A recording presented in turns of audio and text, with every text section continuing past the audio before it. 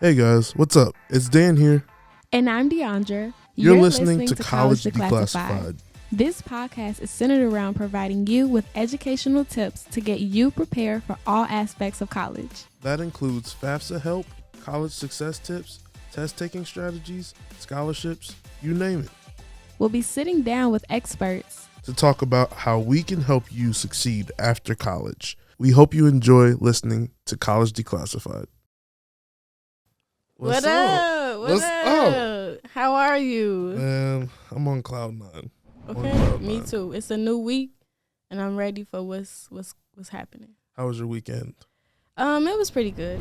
A nice, restful weekend. That's good. I slept. Yes, important. Yes, very important. Self-care. Love that for you. Absolutely. What about you? What did I do? I think I did a lot of sleeping as well. Mm-hmm.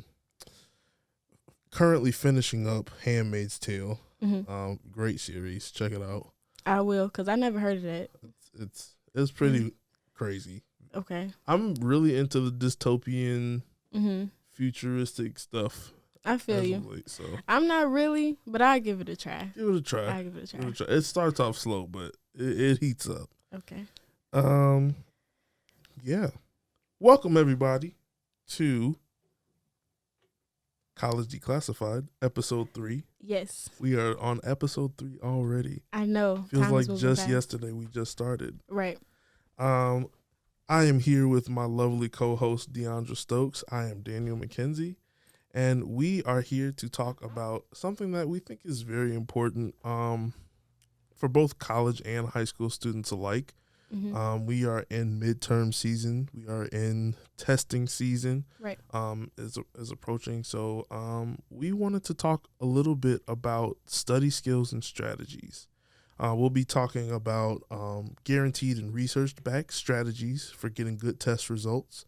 We'll also dive into the similarities between high school students and college studying. Right. So the difference between high school studying and college studying. Mm-hmm. And then we'll do a quick Q&A with some people who are near and dear to our heart. Absolutely. So let's get into it. But first, let's start off with a question that needs answers. I wanted to discuss this, D. Mm-hmm. I wanted to discuss. Okay. And for people listening, feel free to comment on whatever you're listening on. YouTube, Spotify, we're on all that stuff. Apple Podcasts, all that. But questions that need answers. Should you be looking for love in college? Personally, I feel like you should not, because obviously the main focus is that you need to get your education, and that's pretty much the main priority. So in a way, like, I feel like if it comes to you, then great, but you shouldn't go there as a main focus to look for love. Well, maybe you might not be looking for it, but it finds you. Right. That's what, yeah. Because if it happens, it happens. Like, from personal experience, that's the way it happened. I wasn't necessarily looking for it. It just came to me. Is it okay to have love while you're in college? Can the two coexist? Yes, absolutely.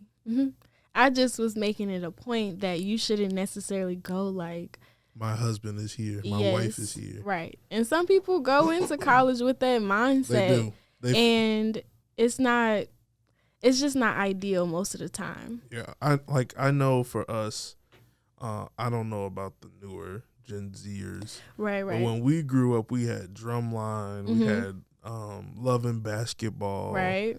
You know, that like there were love stories centered around college, and it's just like, man, when I get to school, like, I know the love of my life is in this club I'm going to join, or in this organization that I'm going to participate in. It's the expectations versus reality. And oftentimes that can happen. Right. That's what I'm saying. If it'll find you, you don't necessarily have to go look for it. So fair. Yes. Fair. What about you? What you think? I mean, obviously you shouldn't go look for it. I personally don't think. I feel like the numbers are decreasing of people who find love in college. I think just because of, like, talk about the elephant in the room, hookup culture, dating apps. I think back in the day when there wasn't that much technology, like, Right. you were not forced, but you were more so encouraged to foster relationships with one woman, or have a relationship with one woman. Not to say that there weren't any players on college campuses back in the 90s, 80s, 70s. But I think you were more. It was more normal to have one person and be able to marry that person, right? As opposed to now. Yes, I think it's very at least when I was going to school. I think the school you go to.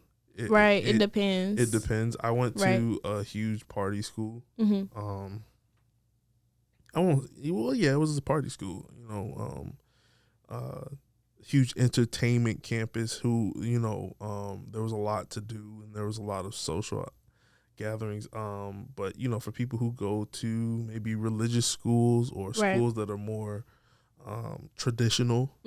It's probably more. They're probably more likely to find their soulmate there.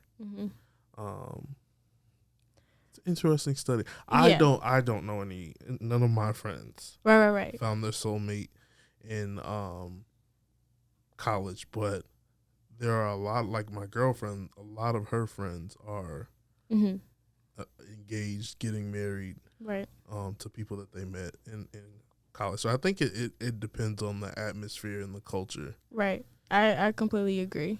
I mean, me personally, like I said, I did find love and everything like that. Right. So I found love in college, but everybody's situation is different and things Absolutely. Like that. So if it doesn't happen, it will happen later in life. Right. It's not a priority. Remember, education is. I think that's like people feel like if they haven't met their significant, or some people feel like if they haven't met their significant other by the time they graduate, your chances are a lot lower. But that's not true. Right. That's not true at all. It's a lot of celebrities who obviously get married in like their 40s, 50s, whatever. It just, whenever the time is right for you, that's when it'll be right for you. Facts. Well, people who are listening, make sure you comment. Can dating, falling in love, and education coexist in the same space? Me and Deandra seem to think that they can. My personal experience, I guess I'm in the middle, as I often am, because nothing's black and white. Right. But yeah. So comment, let us know. Right. We'd love to hear your answers. We'd love to hear your answers so we can elaborate more and engage with you. Yeah. So, also just a couple quick FAFSA reminders before we get into our first topic. The FAFSA is open. You should be filling out your FAFSA. It opened on October 1st, and it will be open throughout the school year.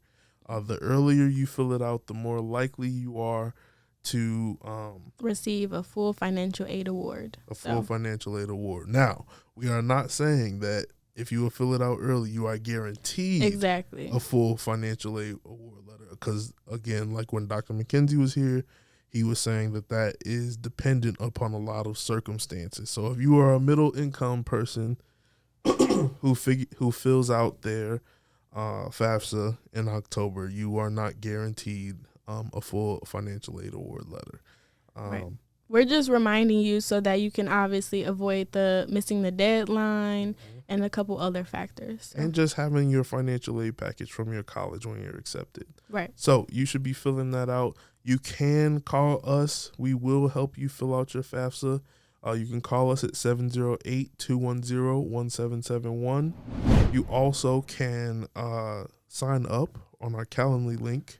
That is calendly.com/FAFSA.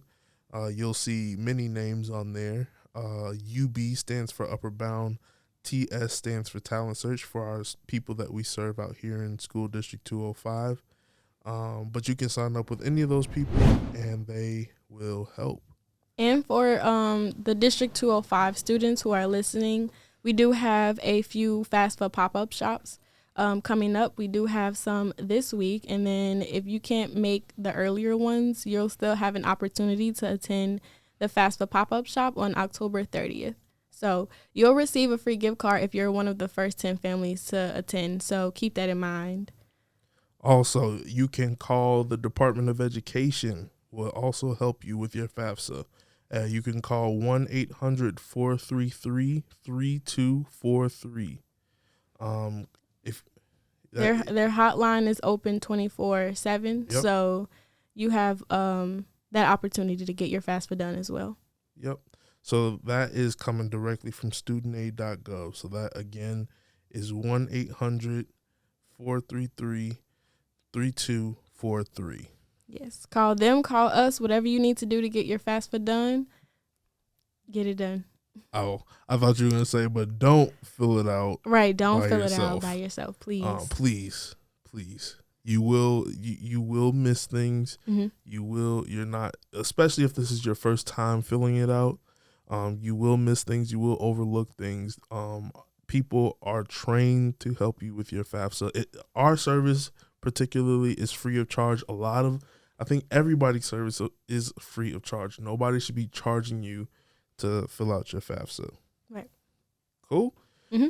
So with that being said, let's get into the discussion for today. Again, we wanted to talk with midterms looming and tests, standardized tests coming up. We wanted to talk about study skills and strategies. We also wanted to dive in on some of the differences between high school and college study, but we'll talk about that later. I just want to get into how you can study smarter and not harder and not longer. Studying is something that pained me a lot in high school because I just felt like it was I had trouble remembering things, and I'm still like that. Like if I don't write it down, I will not remember it. Mm-hmm. If I don't write it down somewhere, it's almost like it's just in one ear and out the other. So Right. when I first started high school, I really struggled to get good grades on my tests. I was a wizard at homework, Mm-hmm. and when I say good grades, I mean A's, B's. I could get a C without studying, but obviously that didn't cut it. So, yeah, I had to learn how to study, really teach myself how to study. Mm-hmm. And when I got to college, even though I went to film school, I had to reteach myself how to study on a collegiate level. So Right. we'll be getting into all that. So I just wanted to talk about studying smarter and not harder and not longer. And it's really 4 points I want to make. Spacing out your studying, making a plan and sticking to it, learning from the mistakes you make, and repetition. So a lot of people like to cram when they study, and studies show that this is probably the worst way to study. A lot of the times people who cram, they end up getting good grades on the test, but they end up having to cram again because they actually haven't retained the information that they were cramming. I'm trying to find my article. Yes, here it is. So in one 2009 experiment, college students studied vocabulary words with flashcards. Some of the students studied all the words in spaced out apart sessions throughout 4 days. Others studied smaller batches of words in crammed or masked sessions, each over a single day. So there was one group who studied in a spaced out amount of time, gave themselves time to breathe, have access, still do life stuff, still take care of their mental health. And then you had people who crammed and mashed all this information into a couple sessions. Both groups spent the same amount of time overall, but testing showed that the first group learned the words better. So, and when they say they learned the words better, it means that they retained the information. And this is the optimizing learning using flashcards. Spacing is more effective than cramming study. On the applied cognitive psychology, it was conducted by Nate Cornell, and it was published online January 19, 2009. And So, also, like, spacing out also could mean, just taking each day to do small portions of studying. So the yeah, amount of time.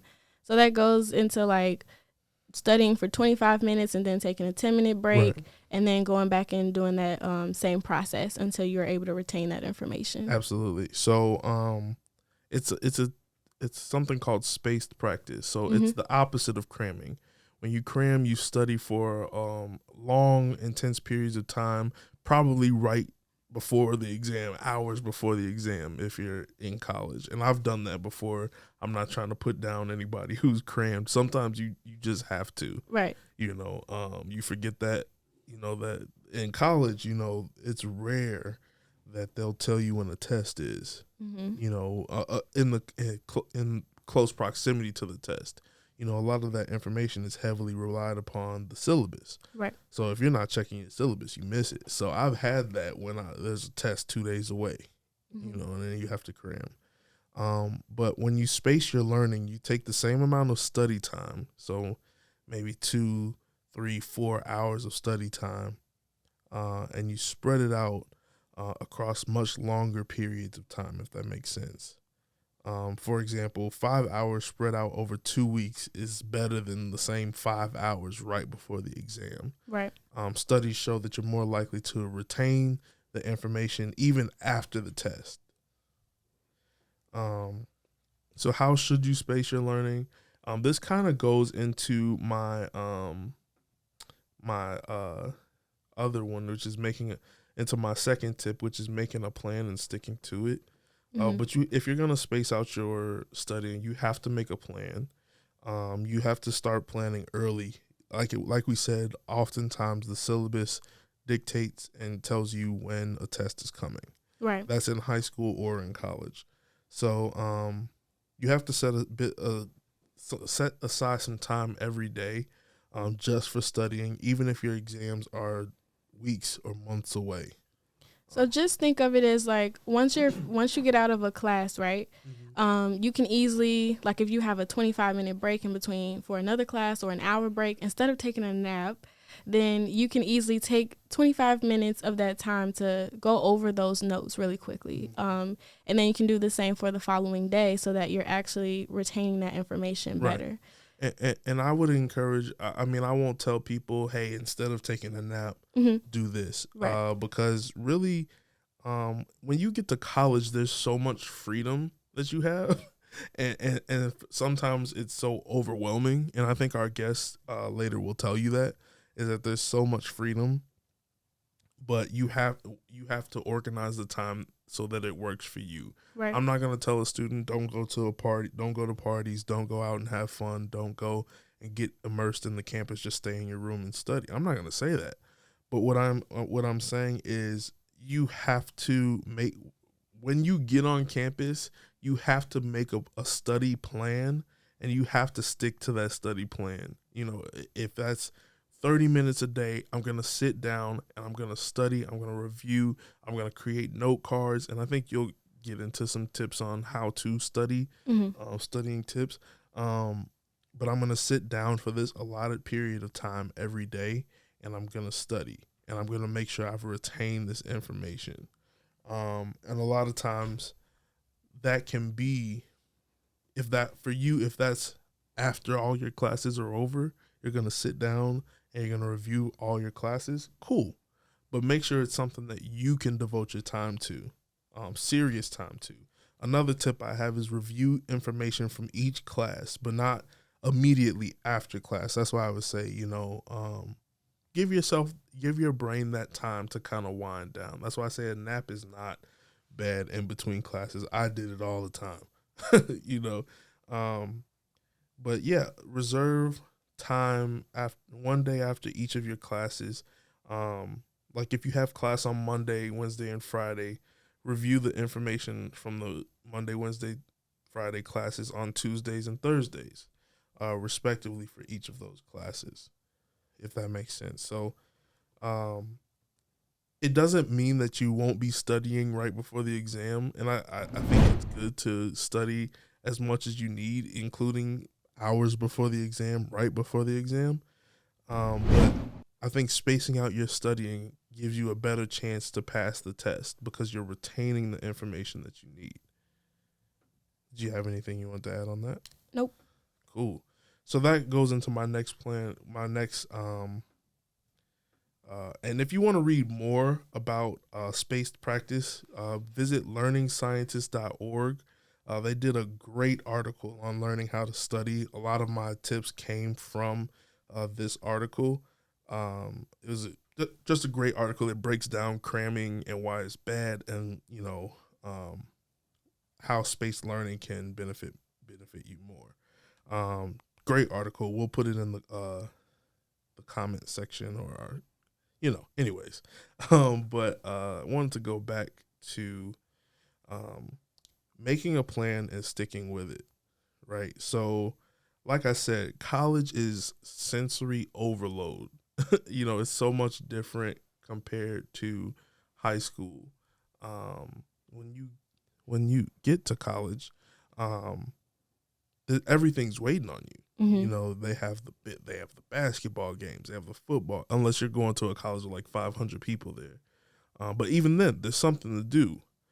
So you have to make a plan that says, okay, I'm gonna give myself time to enjoy these things. I'm gonna give myself time to enjoy these parties and these extracurricular events. But I need to have a plan in place where every time I hear my alarm, I set my alarm, I have to sit down and study for 30 minutes. And not everything always goes as planned. As we mentioned, right. Things happen in college. There's Sure. always something going on. So if you have to adjust your schedule just a little bit, then that's totally okay as well. Right. We're just pretty much providing these tips so that you can use it at your own discrepancy. So Right. And what I'm saying is, your schedule. So I'm not saying that your schedule will always be the same, but I'm saying that you need to have a routine. Right. Just like people have a workout routine, just how people have an eating routine, you have to have a studying routine. You have to have that set time and place where you do your homework, you type your papers, and you study. It may seem odd, just because you might be a high school student who's never had to study for a test a day in your life, and you get A's and you get B's. You learn the information in class, you go home, you chill, you do your homework, you don't study, you come to school and you ace your tests. There are people like that, who were like that, who they had no challenges in high school, but when they got to college, it's like, I'm failing this class and I'm trying to pass. It's like, and so that's a different type of feeling. So when you get to college, you have to study. If you like, there's no choice.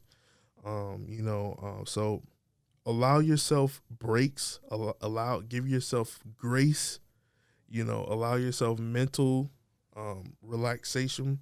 That's why I encourage you, do the things that college is known for. But don't get lost in those things. Like you said earlier, remember what you're there for. Right. So yeah, make a plan, stick to it.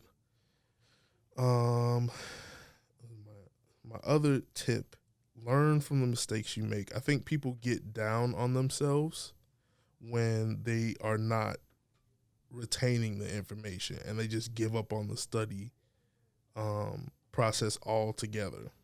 But it's okay to make mistakes.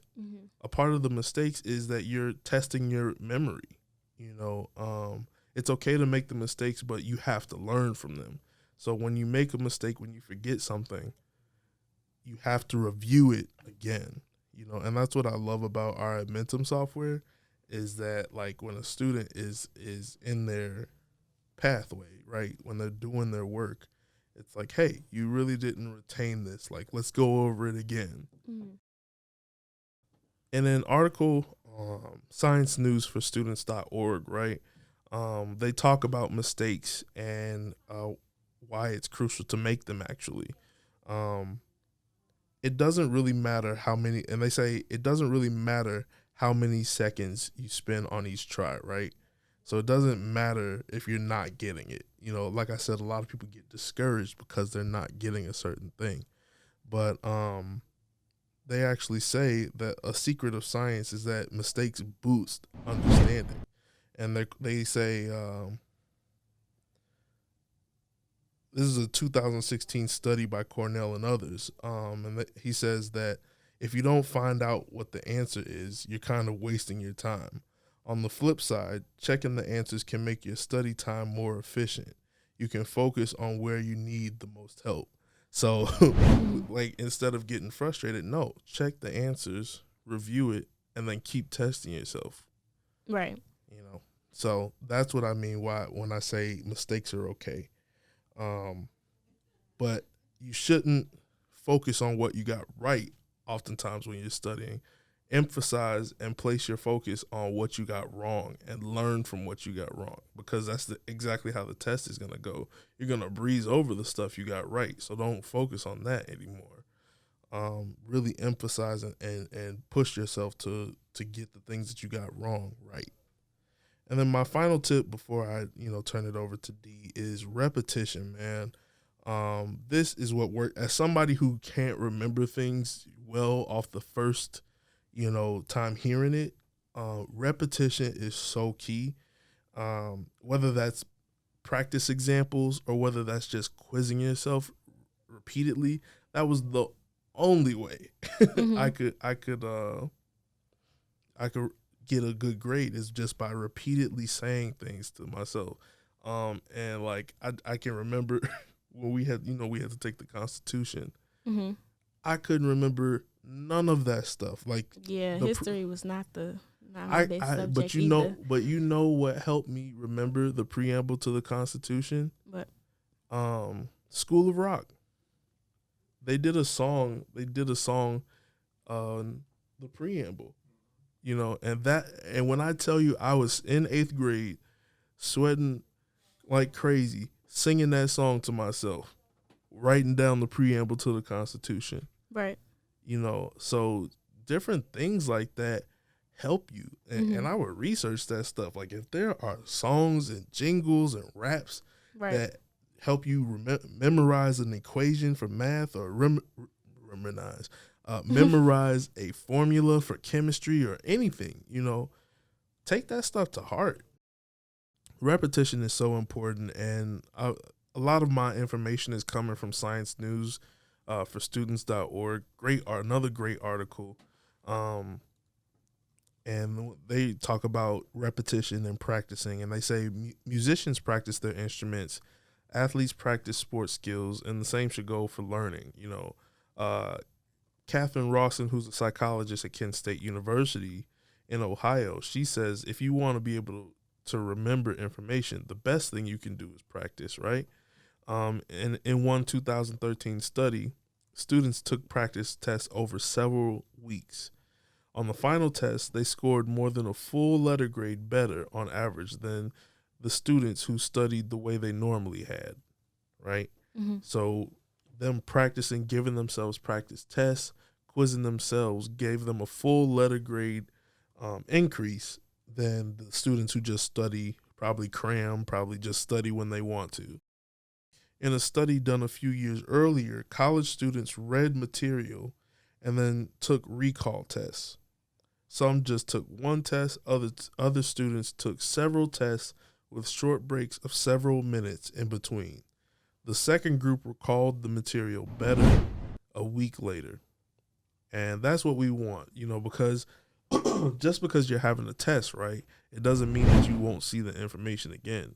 You have something called midterms. You have something called finals, where you have a recall, or a test of everything that you learned in the past semester or quarter, depending on the college you go to, or high school. So you have to make sure that you're retaining information outside of the test. When you cram, yeah, you might get a good grade just for the test, but you're going to end up having to cram again. Right. as opposed to if you really commit the information to memory. Yes. So those are some of the tips that I have. Again, check out those 2 articles that I mentioned, sciencenewsforstudents.org, top 10 tips on how to study smarter, not longer. I just covered some of the highlights on those articles. And then learningscientist.org, learn how to study using spaced practice. Both are great articles. I would encourage you guys to read more into them.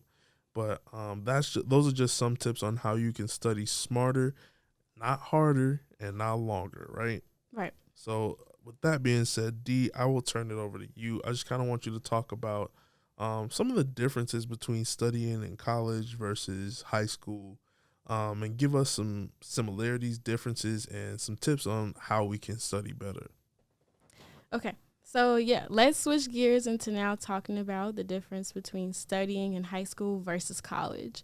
So, pretty much the tips that were provided earlier are a lot of the similarities that both college students and high school students can use. Mm-hmm. But there are, of course, a few differences that I'll mention as well. So a couple of the other similarities that I'll provide will be after the differences. So first, let's talk about a few of the differences. So there are 3 tips that I would like to share. The first one is the amount of time. So in high school, study time outside of the classroom may be as little as 1 to 3 hours per week. And this is per class. So a lot of students can actually get away with a lot of last minute test studying, but it's obviously not recommended. However, in high school, you can get away with it a little bit, but in college, it's different because you generally need to study at least 2 to 3 hours outside of class for each hour in your class. So a 12-hour course, for example, would require at least 24 to 36 hours of studying per week. This tip is actually provided from, hold on, I'm trying to find an article, from stepprogram.org.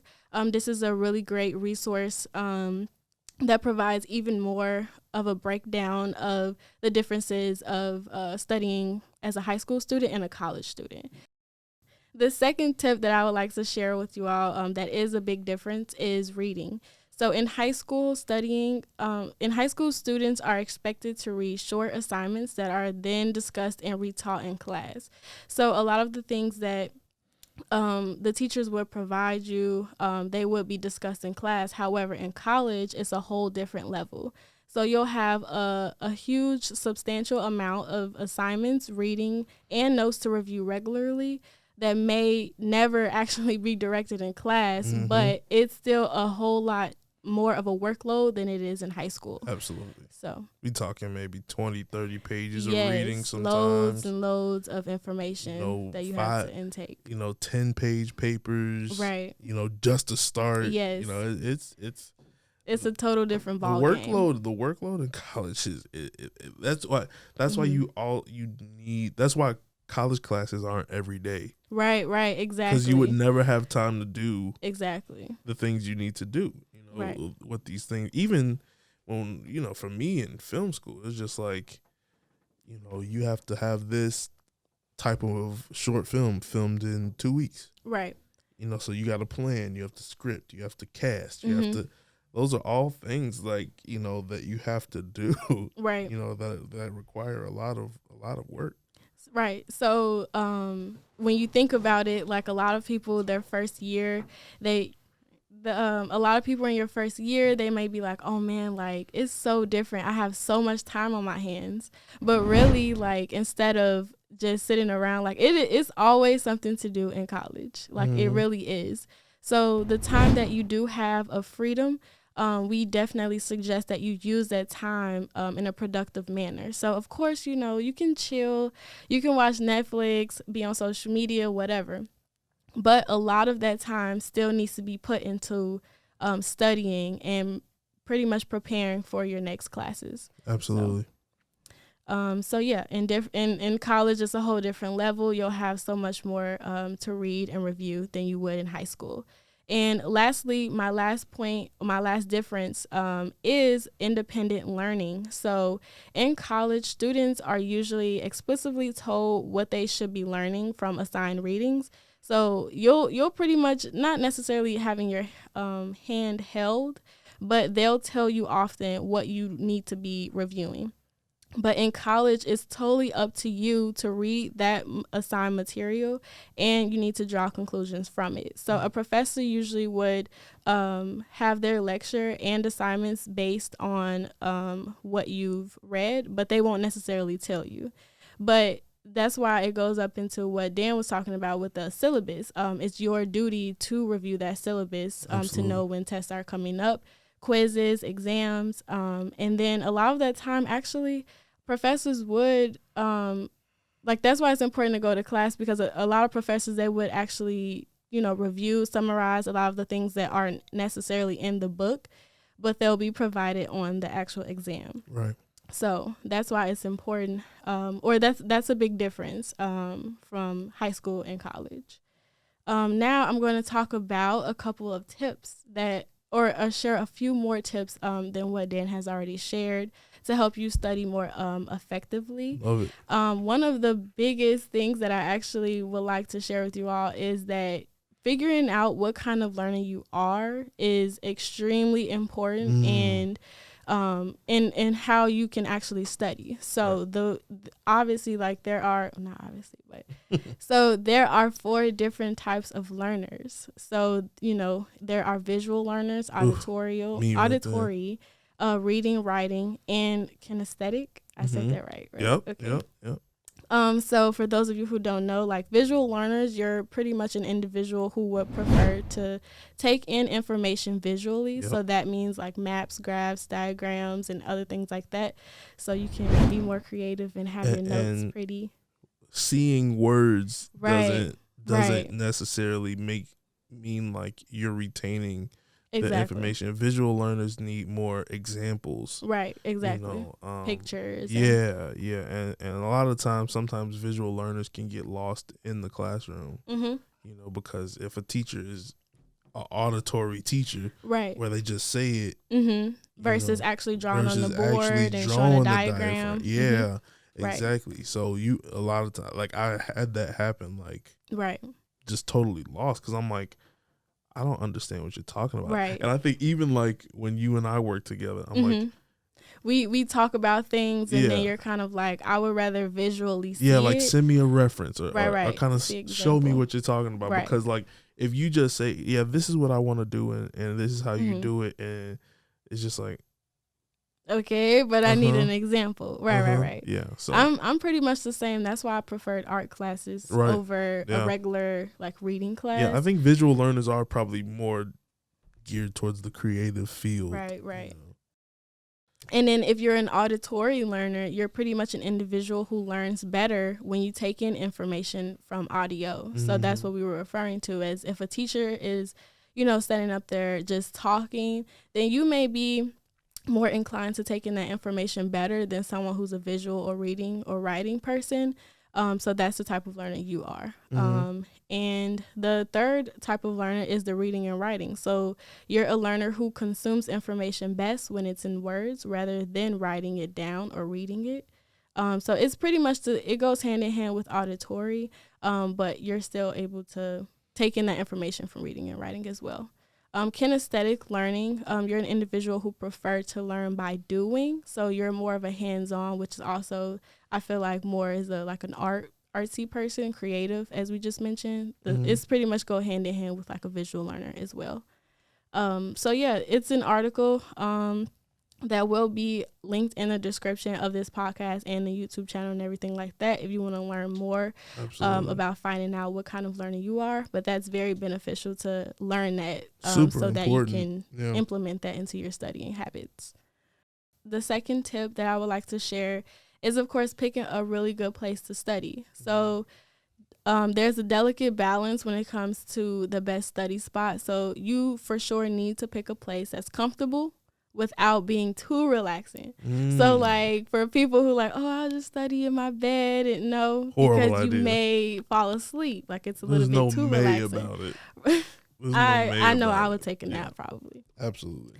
So yeah, for some people that mean that you may be working at your desk in a library. It just really depends on the type of environment that you can find that balance in relaxing and comfortable. And then the other tip that I would like to share is choosing your music wisely. So it is scientifically proven that you cannot listen to like a rap song or a pop song or something while trying to, study. You literally can choose like instrumental music instead. Like that would be a really great option because you're really focusing on the actual information from the class versus trying to rap a song, but also I do not know how people do that. Like how you can try to retain information and listen to rap at the same, or not even just rap, but just even like stuff where a lot of stuff is going on. Right. Now, in the situation when you said that you thought of a certain song that helped you remember that information, sure. It could have been necessarily just a beat. And then you use that information along with that beat versus you trying to like listen to the actual lyrics while studying. So, and then the final tip that will definitely help you study more effectively is limiting your distractions. So this is pretty much a no-brainer. You want to turn off your phone, social media, Netflix. I know it's pretty what's the word? Tempting. Yes, it's very tempting, but you want to turn off those distractions so that you can limit your time to really focus on that class information. Right. So, yeah, I think one more thing I would say, like this is just my personal opinion, right? But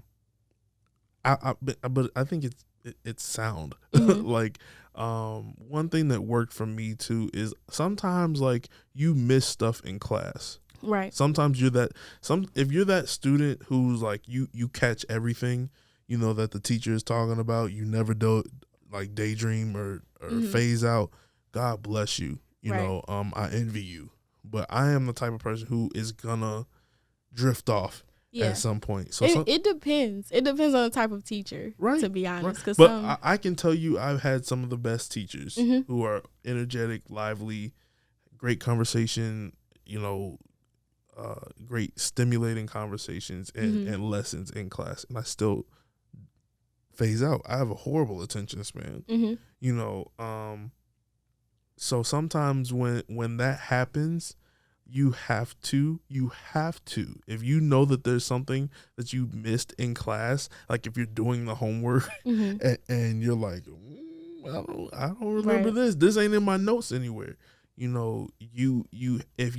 If your class is too big to where you can't reach out to your professor or your teacher directly, you have to get outside help, whether that's tutoring, which most colleges offer, free tutoring, student-based tutoring, also YouTube, but you have to make sure that you understand the concept before you try to study for it.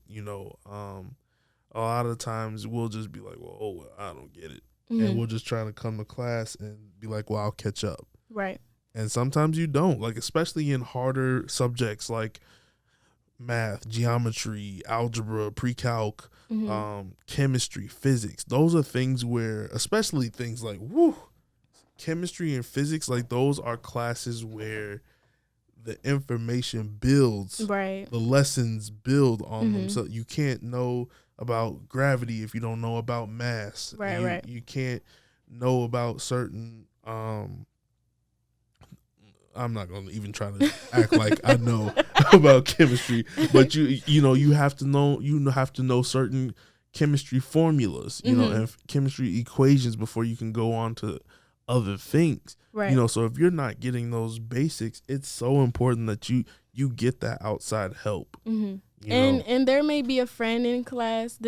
So Doc always says make a friend before you need them. 100%. And in college, that's like something really, really big, because if one of your friends attend a class and you miss it, then they can be able to share some of those notes that they may have to also help you with your assignments or your exams. Something that I actually did in class was record a few sessions. Yeah, got to record class. And it actually depends on the professor too, because some of them may not allow it, but that's why you can just, easily ask right before the class starts and say, hey, are you okay with me recording this session? And if they say yes, then One thing I loved about DePaul too is that they recorded the classes for you. That's awesome. Every class was recorded, and that saved my butt so many times where I'm just like, bro, what is he talking about? Yeah. I've never heard this concept a day in my life. And probably what happened is I dozed off. Or not dozed off, but I just checked out for a second. Right. And a lot of so there will be some professors who are young and some may be a little bit older, so their teaching styles are a little bit different. And there may be some teachers who have a monotone voice. Those are the classes where you cannot keep your eyes open for 2. Rate my professor, man. Right. Shout out, rate my professor. If you ever encounter a professor who is not necessarily helping your teaching style, or not your teaching style, your learning style, you can always request to have a different professor or switch classes or something like that. So that'll definitely help. In college, you have to do it early. Right, you have to do it really early. They have a deadline for that. So you have to, but this can be a podcast in its own right. But rate my professor, man. If you haven't heard of it, if you're not using it on a consistent basis, man, it has saved me a couple times. Because sometimes you'll just get a class just to get a good time slot. I mean, the class starts at 12, so you can sleep in from however long you need to. Right. But the professor is horrible. So but that again, that's for another podcast, episode, another podcast for another day. So yeah, those were pretty much all of the tips that I have, along with the ones you shared and a couple of the differences. So yeah, that's a really good one. I think if you don't know the type of learner you are gonna be lost. You are gonna be lost. It wasn't until I learned I was a visual learner that I would, if I'm in math, right. I would go to class, take my notes, but I would get on Khan Academy too, because Khan Academy would show me examples, however many examples I needed until I got it. Right. And your and that's no shade or blame to the professor, because who has time to do that for a visual learner in class? But that's what helped me. So as you have to know what type of learner you are so you can adjust. Right. That should be the very first step in the process before you even begin studying. Yeah. So that way you're not wasting time on studying in a way. You go to class, before you start school. Yeah. Right. Before you even, because that way you're not wasting time on trying to figure that out. Absolutely. So definitely check out that article that Deandra's going to be linking as well. Learn see what type of learner you are, and adjust your studying skills, your study habits accordingly. So with that being said, man, we have 2 of our favorites. I hate to play favorites. I really do. But whenever we reach out to these 2 young ladies, they always pick up. They always do. And I mean, I don't want to play favorites, but I have to. Y'all heard it from him, not from me. I mean, hey, yeah. I'll go out on a limb, man. Whenever I call either one of these ladies, these 2 women, Bonita Romero and Sonia Bradley, they are both Upper Bound alums. Both recently just graduated. Bonita graduated last year. Sonia graduated in 2019. I hope I got that right, Sonia. I don't know if I did. I thought it was 2020. Probably. Yeah, it was 2020. 2020 for both of them. Hey. Visual learner. Hey, you gotta show me.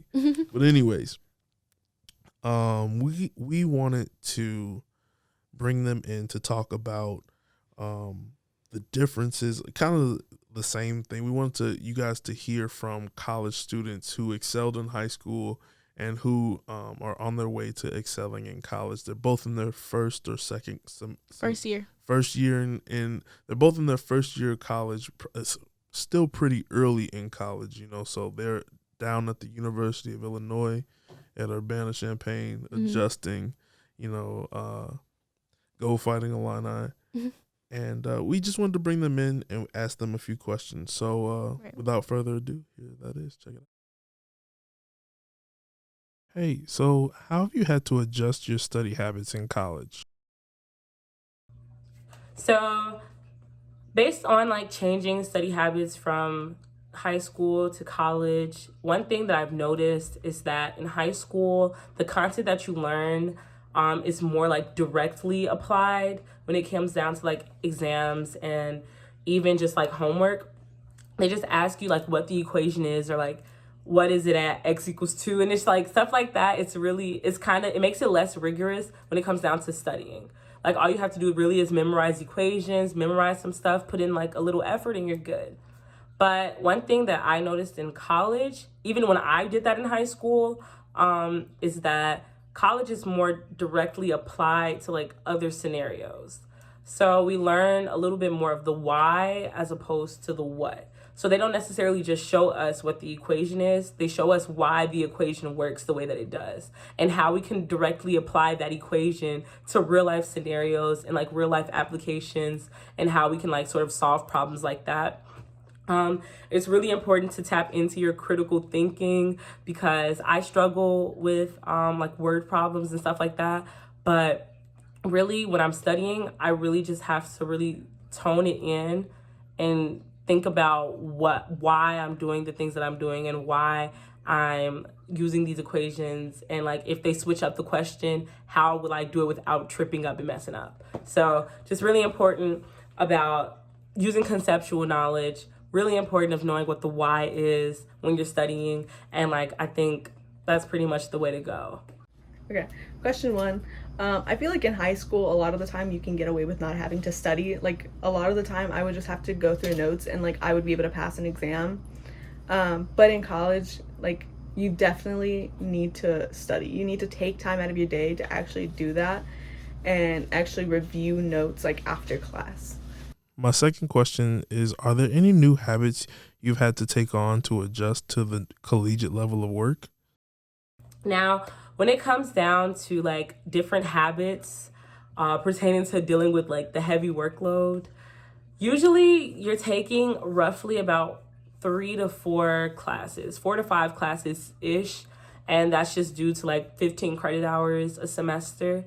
And what I would say about the habit that I took on that really worked is getting a study group with people who take the classes that you take. And that's just so important because when I was taking like chemistry and when I was taking like bio at the same time, it was really important to me to find people who were also taking those classes, because although my friends are also here at school with me and I can study with them, they aren't taking the classes that I'm taking. And they don't know like the stakes when it comes down to like being a pre-professional and going into whatever your career is. It's just so important to be around like-minded individuals so that you guys can grow together.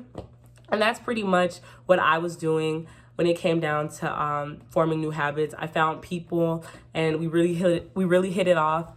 And after just this, I want to say a year time span, we're still going strong and we're still studying together. So it's just so important to find people like that because it gets really difficult sometimes and you don't want to do it alone because it gets really lonely. Another habit is actually knowing, like finding a planner or a way to just write out things that you have to do for the day. I know I'm a very forgetful person, but even for people who are not forgetful, classes get so intense and like exams get people so stressed out. It's just so important to make sure that you're just mapping out your day. And that can be based on whatever you like prefer. I know like me, I would go on TikTok and try to find people who were doing it and I would try to like mimic what they were doing, and I would only get through it about 3 days tops. But one thing I noticed is I'm not going to do what someone else is comfortable with. I'm going to have to figure out what I'm comfortable with. So I would say just finding a comfortable planner or a way to write out your day, things that you need to get done. It's really important in just taking on the task of classes, because it's not that the classes are necessarily really, really hard. It's just that you have to put in the time and you have to really prioritize things like that. So, yeah. Are there any new habits? So one, study groups. Definitely study groups. Even if it's just like you sitting in a room with your friends that like have the same class and just like doing the homework together. that's like enough. Like that's not enough, but like it's enough like of a start. I'll just sit, like my way of studying is like I'll sit with my friends. We're all part of the same LLC, and we'll just talk about the homework and like talk about the assignments and anything we didn't understand in class. We'll like share notes. Maybe another person took like extra notes that the teacher said in class, or like if I have a problem that I don't understand but my friend does, they can help me that way. Another thing, definitely make time within your day to like study. I made sure to put my schedule where I would have like an hour between classes, a lot of the time, or I would have like an hour break every couple hours, like every so often. That definitely gives me time to review before class, to do homework, or just take time out of my day to like look through my notes and like really fix them. Another thing is also the Feynman technique. I learned that in one of my engineering classes, where you kind of like rewrite your notes and make them like a study plan for yourself. So in class, I'll just write everything down that the teacher says. I'll just write really big notes. I'll just write stuff in the margins everywhere, and like my notes look really gross. And by the end of class, like when I get to the dorm, I'll just rewrite them and make them look more organized and like put stuff together.